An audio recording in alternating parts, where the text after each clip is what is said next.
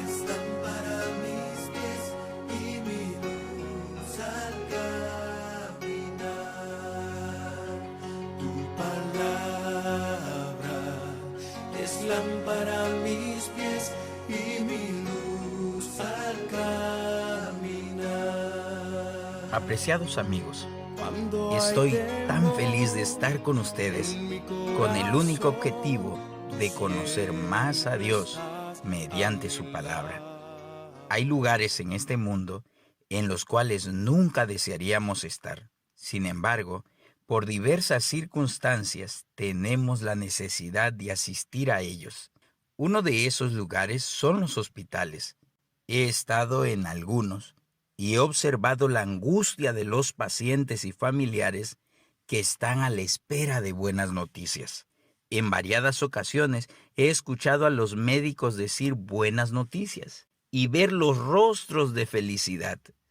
Pero también he escuchado noticias tales como no hay nada más que hacer. Con profunda tristeza, las personas solo esperan ese momento lamentable, sin tener a alguien que se acerque y les diga, no te preocupes, yo tengo la solución. La Biblia siempre nos presenta una buena noticia.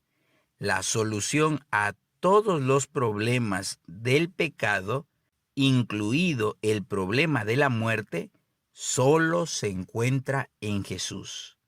La pregunta que hoy debemos hacernos es, ¿cómo logró Jesús salvar a la humanidad del poder de Satanás y de la muerte? En esta ocasión, solo analizaremos dos acciones efectivas que hizo de Jesús nuestro Salvador y dejaremos las otras para nuestros siguientes estudios. Conocer estas primeras acciones nos ayudarán a entender por qué es necesario aceptar a Jesús como nuestro único y suficiente Salvador para obtener la vida eterna. La primera acción que realizó Jesús fue nacer de la forma como todo ser humano debía nacer y no pudo, es decir, nacer sin pecado. Los padres son transmisores de esa naturaleza pecaminosa a los hijos al momento de concebirlos. Recordemos lo que dice el Salmo 51, versículo 5 al respecto. He aquí en maldad he sido formado, y en pecado me concibió mi madre. La Biblia es totalmente incluyente al relacionar a todos los seres humanos dentro del problema del pecado. Leamos en Eclesiastés en el capítulo 7, versículo 20. Ciertamente, no hay hombre justo en la tierra que haga el bien y nunca peque. Cuando los padres reciben la noticia de que pronto recibirán a un nuevo ser en el hogar, hacen los preparativos necesarios para su buen desarrollo. Pero, ¿qué padre puede lograr que su hijo nazca libre del pecado? Y que éste no haga los terribles estragos que hacen la vida de toda persona. Todo ser humano puede nacer en diferentes circunstancias.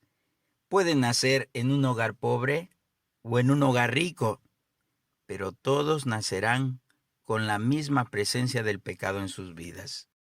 Una de las manifestaciones más claras del pecado es el egoísmo. El egoísmo es la actitud de quien manifiesta un excesivo amor por sí mismo, el cual solamente se ocupa de aquello que es para su propio interés y beneficio, sin tener ni reparar en las necesidades del resto, culpando a otros de sus desgracias sin aceptar su propia responsabilidad. El egoísmo fue manifestado en el hombre al ser cuestionado por Dios por su pecado. Este no reconoció su responsabilidad y se limitó a responder las palabras encontradas en Génesis 3:12. La mujer que tú me diste por compañera me dio del árbol y yo comí.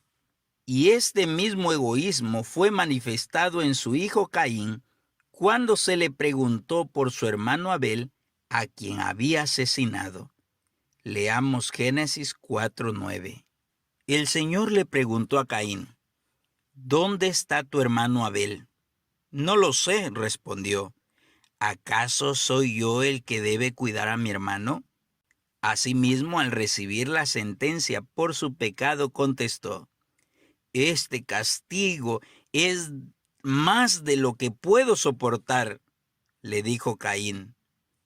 Esto lo podemos encontrar en Génesis 4:13. Tanto el hombre como su descendencia no aceptaron su responsabilidad ante el acto pecaminoso en el cual habían participado y que tanto daño había causado a otros. Para ellos su sentencia era injusta y demasiado grande. Reflexionemos un poco.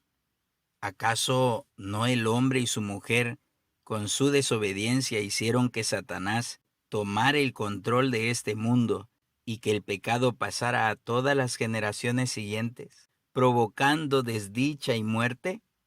Por su parte, Caín privó a su hermano de la vida, iniciando el camino que siguen día a día los humanos, privando la vida a sus semejantes. ¿Acaso no estaban justificadas sus sentencias? Esa actitud egoísta la podemos notar en todas partes, incluidos los bebés. Estos están interesados en su propia comodidad y piensan desde que están en el vientre que ellos son el centro de atención. ¿Y qué decir al momento de nacer? Podemos ver que el niño o la niña quiere también toda la atención de sus padres. Tiempo, comida, juguetes. En la noche, después que los padres, agotados, después de haberlos cambiado, alimentado, jugado con ellos y adormecido, notarán que no son suficientes todas esas atenciones para los bebés. Pronto veremos a los padres despiertos atendiendo una vez al niño que se ha despertado. Bueno, podríamos justificar esto porque son bebés. Pero, ¿qué decir cuando van creciendo? Cuando van a la primaria, cuando van a la secundaria o cuando son adultos y se casan. Tal parece que el egoísmo, en lugar de menguar, aumenta. Ahora de casados, ambos creen que deben ocupar el centro de las atenciones del otro. Y por eso vemos tantos problemas entre la pareja. Y la historia se repite y se repite. La Biblia afirma que nacer sin pecado es imposible al ser humano, pero fue hecho posible en Jesús. Para salvarnos, Jesús vino a ocupar nuestro lugar desde el mismo momento de nacer. Fue santo desde su misma concepción. Leamos en Lucas 1:35 lo que el ángel Gabriel le dijo a María al respecto. Respondiendo el ángel le dijo, el Espíritu Santo vendrá sobre ti, y el poder del Altísimo te cubrirá con su sombra, por lo cual también el santo ser que nacerá será llamado Hijo de Dios. Las parejas que esperan la llegada de un bebé suelen ir y hacer un ultrasonido para descubrir, entre otras cosas, el sexo del bebé. Se alegran cuando les dicen, será un hermoso niño o será una hermosa niña. No obstante, ningún padre escuchará, será un niño santo. El apóstol Juan, uno de los discípulos más cercanos de Jesús, nos dice que él reflejaba el carácter de su padre. En el Evangelio de Juan, capítulo 1, versículo 14, encontramos la siguiente declaración. Y aquel verbo, es decir, Jesús, fue hecho carne y habitó entre nosotros. Y vimos su gloria, gloria como del unigénito del Padre, lleno de gracia y de verdad. ¿Qué carácter reflejan los hijos de los seres humanos? el mismo carácter que el de sus padres, un carácter egoísta. Pero ¿por qué es tan importante entender todo esto? Después de todo lo que hasta aquí hemos estudiado, podemos entender que si Jesús hubiera nacido con pecado, hubiese estado también bajo el dominio de Satanás. Por lo tanto, no hubiera podido ser nuestro Salvador. Eso es una maravilla del amor de Dios. Entonces, afirmamos una cosa. Cristo inició salvándonos desde la misma cuna. La segunda acción que realizó Jesús es vivir de la forma como todo ser humano debe vivir y no puede, es decir, sin pecado. Por nacer en pecado, todo ser humano no puede vivir una vida perfecta ante Dios. Su naturaleza pecaminosa y las influencias del mundo caído en el que vive desarrollan y afirman en él un carácter imperfecto. La televisión, el internet, los espectáculos, el ejemplo de los padres y compañeros son solo algunas herramientas que el enemigo ocupa para fomentar dicho carácter en nuestras vidas.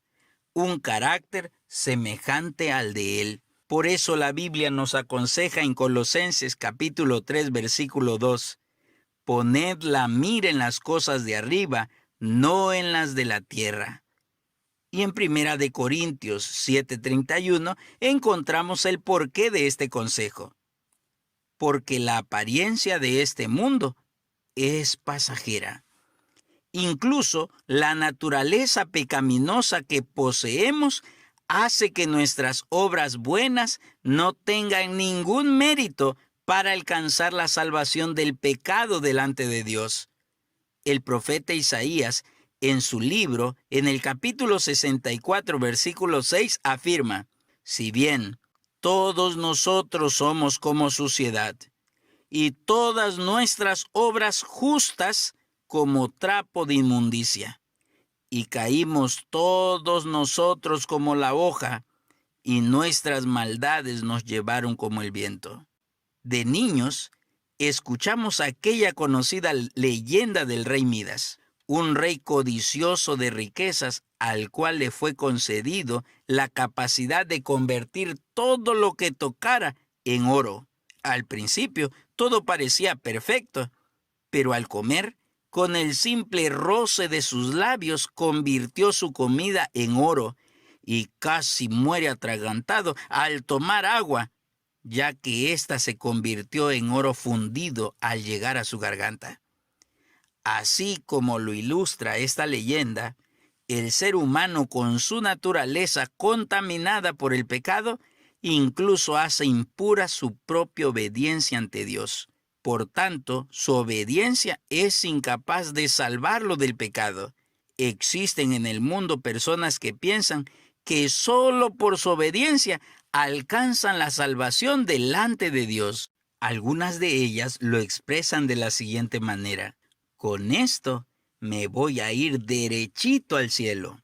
Pero la Biblia, al hablar de esto, dice en Romanos 3:20, ya que por las obras de la ley, ningún ser humano será justificado delante de él. ¿Pero por qué? Podemos preguntarnos. Mis queridos amigos, es que esa ley tiene una función. Y el texto nos la explica. Presten mucha atención. Porque por medio de la ley es el conocimiento del pecado. Buscar la salvación solo porque obedecemos la ley es similar a querer sanarnos de una enfermedad grave con solo tener el diagnóstico médico. El diagnóstico tiene su función, pero es incapaz de sanarnos. Para ello necesitamos ser intervenidos por el médico. Los fariseos en el tiempo de Cristo luchaban por conseguir esta salvación por su obediencia, pero sin querer aceptar al único que los podía salvar del pecado. Por eso un día Jesús les dijo en Juan 5:39 y 40, ustedes estudian con diligencia las Escrituras, porque piensan que en ellas hallan la vida eterna, y ellas son las que dan testimonio en mi favor. Sin embargo, ustedes no quieren venir a mí para tener esa vida. La Biblia afirma que Jesús fue el único ser humano que pudo tener una vida perfecta. Esto fue posible debido a su nacimiento sin pecado, o sea, un nacimiento santo. Las profecías sobre su llegada a este mundo anunciaban su carácter perfecto. Escucha los siguientes versículos. El Salmo 47 y 8 predijo que Jesús vendría con un carácter fundado en la ley divina. Entonces dije, he aquí vengo, en el rollo del libro está escrito de mí. El hacer tu voluntad, Dios mío, me ha agradado, y tu ley está en medio de mi corazón. De igual manera, Isaías 53:9 anunciaba que Jesús tendría una vida sin pecado. Y se dispuso con los impíos su sepultura, mas con los ricos fue en su muerte, aunque nunca hizo maldad, ni hubo engaño en su boca. Los que estuvieron a su lado testificaron del cumplimiento de estas profecías. Por ejemplo, Pedro en su primera carta, capítulo 2, versículo 21 y versículo 22, dijo, pues para esto fuisteis llamados, porque también Cristo padeció por nosotros, dejándonos ejemplo, para que sigáis sus pisadas, el cual no hizo pecado, ni se halló engaño en su boca. El mismo Jesús afirmó en el Evangelio de Juan capítulo 8, versículo 29 y versículo 46, porque el que me envió conmigo está. No me ha dejado solo el Padre, porque yo hago siempre lo que le agrada. ¿Quién de vosotros me redarguye de pecado? Pues si digo la verdad, ¿por qué vosotros no me creéis? Nosotros, en algunas o en varias ocasiones, podemos hacer lo que le agrada al Padre, pero no podemos afirmar como Jesús afirmó, no me ha dejado solo, porque yo hago siempre lo que le agrada. A diferencia de nuestra obediencia, que es inútil para salvarnos, su obediencia perfecta sí es meritoria para nuestra salvación. Romanos capítulo 5, versículo 10 y versículo 19 dicen lo siguiente, porque si siendo enemigos fuimos reconciliados con Dios por la muerte de su Hijo, mucho más estando reconciliados, seremos salvos por su vida. Porque así como por la desobediencia de un hombre, es decir, Adán, los muchos fueron constituidos pecadores, así también por la obediencia de uno, es decir, la obediencia de Cristo, los muchos serán constituidos justos. Así que Jesús continuó salvando al ser humano a lo largo de su vida en esta tierra. ¿Acaso no es una muestra de su amor y su inmenso interés por salvarnos de las manos del enemigo? En el estudio de hoy, comprendimos que el egoísmo es una de las muestras más claras del pecado que habita en el ser humano desde su nacimiento. Este carácter egoísta, semejante al de Satanás, va siendo reforzado a través de diferentes medios a medida que crece. Jesús demostró su amor por la humanidad actuando de forma contraria al egoísmo, tomando el lugar del pecador y haciendo lo que éste era incapaz de hacer, es decir, nacer y vivir sin pecado. Por tener esta naturaleza pecaminosa, la humanidad, por su propia obediencia, no obtiene mérito para alcanzar salvación. Pero la obediencia de Jesús sí puede salvarnos. Tú y yo hemos nacido con la naturaleza pecaminosa que distingue a toda la humanidad en este mundo. Probablemente, en muchas ocasiones nos hemos esforzado por ser buenas personas, pero sin lograrlo. La ira, la envidia, el chisme son la muestra de nuestro egoísmo. Este carácter lo vamos afirmando desde pequeños. Nosotros queremos el mejor regalo, la mejor ropa, las mejores atenciones. En el noviazgo y en la vida matrimonial peleamos en todo momento, precisamente por el egoísmo.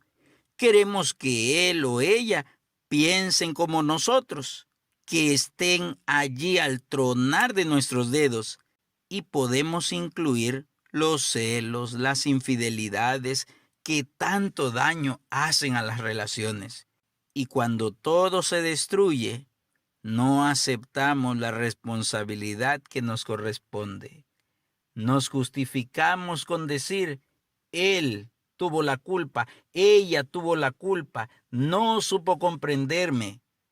Asimismo, el enemigo nos engaña para buscar la salvación por nuestra propia obediencia y así sentirnos falsamente seguros. Por eso, debemos recordar que esto es una gran mentira y muchos hoy la creen. Buscan desesperadamente salvación por su propia obediencia. Con todo este problema del pecado, jamás lograremos ser felices. Moriremos sin ninguna esperanza de ser salvos. Pero espera un momento. No todo está perdido. ¿Qué debes hacer para ser salvo del pecado y de la muerte? Y de esa forma tener una vida plena y feliz.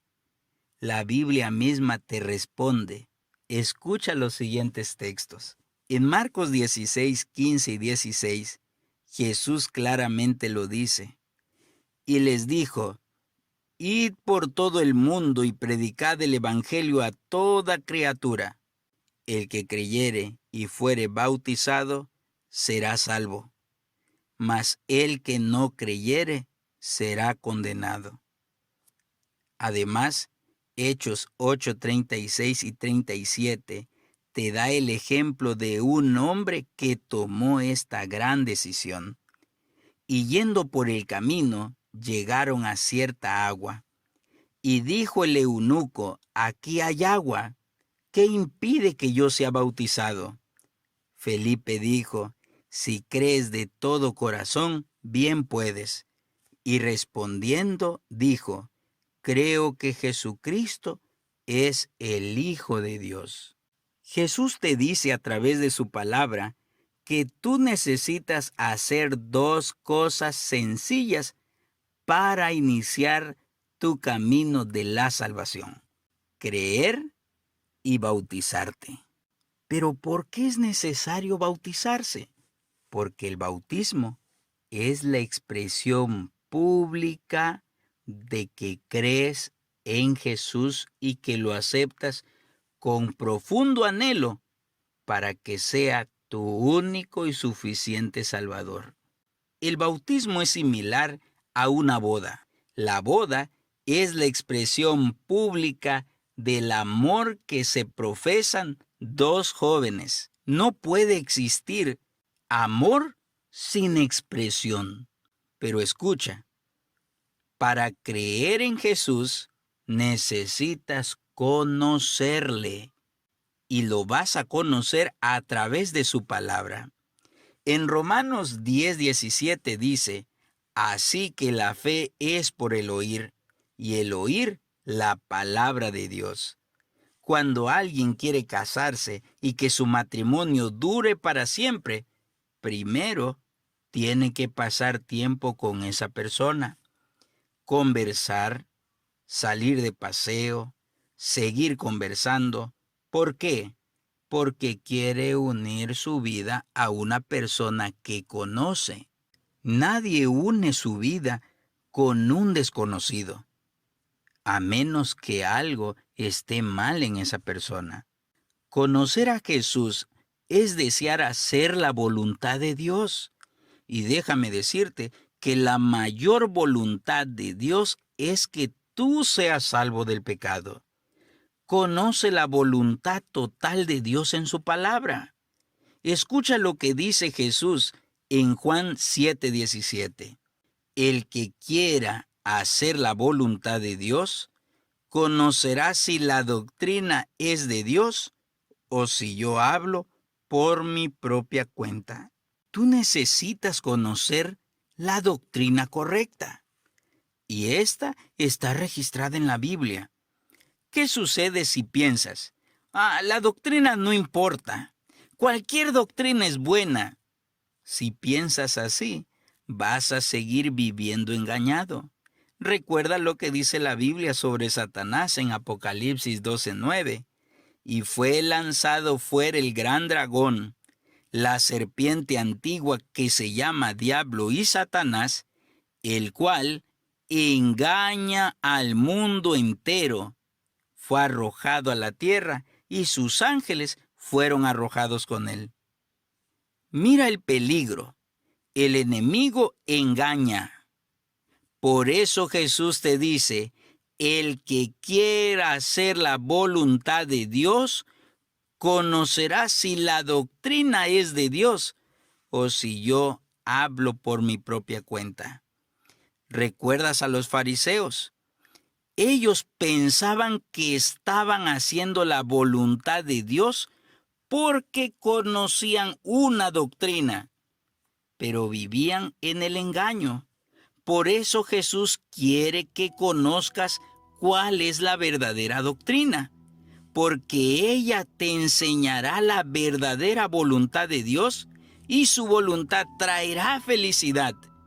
Escucha lo que dice Jeremías 29:11. Porque yo sé los planes que tengo para vosotros, declara el Señor, planes de bienestar y no de calamidad, para daros un futuro y una esperanza. Así que ve a la Biblia, busca la ayuda de aquella persona que compartió este audio contigo. Esa persona pensó en ti, está orando por ti, porque quiere verte en el lugar en que debes estar. ¿En dónde? A los pies de Jesús. Quiere que Dios cumpla sus planes en ti y que tengas un futuro con esperanza. Tristemente, muchas personas rechazan esto y prefieren quedarse en la esclavitud del pecado. Esta realidad está expresada igual en la Biblia, en Juan 3:17, 18 y 19. Porque no envió Dios a su Hijo al mundo para condenar al mundo, sino para que el mundo sea salvo por él. El que en él cree no es condenado, pero el que no cree ya ha sido condenado porque no ha creído en el nombre del unigénito Hijo de Dios. Y esta es la condenación, que la luz vino al mundo, y los hombres amaron más las tinieblas que la luz, porque sus obras eran malas. Apreciados amigos, hoy es el día en que Jesús te llama. Acéptale. Dale esa oportunidad a tu existencia de un cambio de vida. Una vida plena, y esa vida se encuentra solo en Jesús. Si estás estudiando la Biblia y estás conociendo las verdades que ella te presenta, no dudes más en entregar tu vida al Señor por medio del bautismo. Si tienes dudas, no te preocupes. Ve una vez más a la Biblia. Pide ayuda al Espíritu Santo. Él está dispuesto a ir en tu auxilio. ¿Quieres hoy aceptar este gran amor que Dios te ha expresado a través de Cristo Jesús? ¿Quieres hoy decirle al Señor, Señor, yo quiero cambiar de vida? Yo no quiero tener esta vida que el enemigo me ha dado. Yo quiero tener una vida con esperanza. Quiero despertar cada mañana con el deseo de buscarte. Quieres que el Espíritu Santo tome tus pensamientos y que te guíe a tomar las decisiones más importantes de tu vida. Decisiones no de mal, decisiones que te van a ayudar a ser feliz, decisiones que van a hacer felices a todos tus familiares. Hoy puedes hacerlo. Ve, busca a tu amigo. Si has estado estudiando, dile: yo quiero entregar mi vida a Cristo Jesús. No menosprecies el gran amor que Dios te ha manifestado. No menosprecies el único camino a tu salvación. ¿Quieres vivir acaso una vida de inestabilidad? ¿Quieres vivir la vida que siempre has vivido? Una vida llena de dificultades y sin ninguna esperanza. No vale la pena. Entrégale tu vida al Señor. Mira lo que dice la Biblia. Si hoy escuchas su voz, no endurezcas tu corazón. ¿Quieres orar conmigo? Amante Padre eterno, que habitas en el cielo, santificado sea tu nombre. Hoy, a través de tu palabra, comprendimos aquellas acciones de amor que hiciste a través de Jesús. Acciones, Señor, que nos dan la oportunidad de ser salvos del pecado y de la muerte.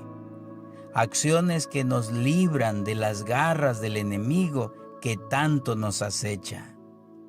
Señor, escucha esta oración. Envía el Espíritu Santo a las vidas de aquellas personas que están en medio de la oscuridad, personas que luchan día con día para salir de esa vida infeliz, esa vida inestable. Dales la oportunidad, Señor, de tener un encuentro con Cristo Jesús. Que ellos puedan tomar la decisión de expresar el amor a Jesucristo mediante el bautismo. Y al salir de las aguas del bautismo, sentir la seguridad de que pertenecen al verdadero dueño y Señor de este mundo, a su amado Señor Jesucristo. Señor, te pedimos todas estas cosas en el nombre de Jesús. Amén. Es lámpara a mis pies y mi luz al caminar. Tu palabra es lámpara a mis pies y mi luz al caminar. Nunca olvidaré el amor que me diste